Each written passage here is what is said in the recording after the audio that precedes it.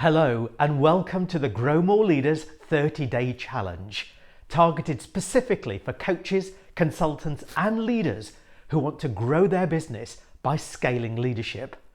I'm Sequant, a business psychologist, and my aim in these short 2-minute clips is to give you some small nudges that will bring both positive psychology to life and leadership to life.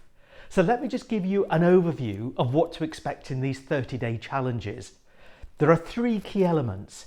You could argue that all leadership starts with self-leadership. So there'll be definitely topics that we'll be covering on how to show up each day as the best version of yourself, how to be authentic and how to role model positive leadership. The second thing that we will also be covering is how to bring positive psychology and leadership to life in your one-to-one conversations. And the third element that we'll be talking about is how to scale leadership by bringing leadership and positive psychology to life when it comes to your team meetings and your team development.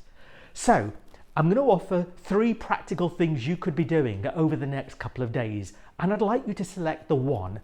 So the first thing that you could be doing for yourself is to focus on keeping a success journal. Each day to be recording 1 or 2 small activities that you've done that have been small wins, where you've challenged yourself, where you've worked outside your comfort zone.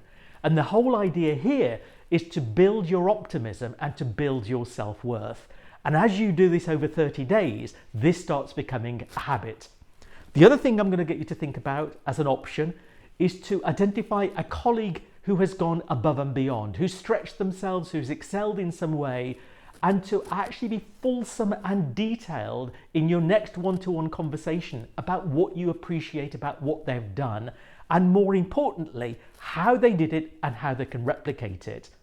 And the third thing I'm going to ask you to potentially consider is to start any meeting over the next couple of weeks in terms of an online meeting, in terms of getting people to share a success story, or indeed for colleagues to pair up for 60 seconds and to share one thing they value, appreciate and respect about a particular colleague. And you rotate it. So in the space of 5 minutes, 5 colleagues have had an opportunity of sharing the one thing they value, appreciate and respect about a particular colleague. Too often when we talk about peer-to-peer feedback, we often talk about, let me tell you what you can improve. There's time for that later.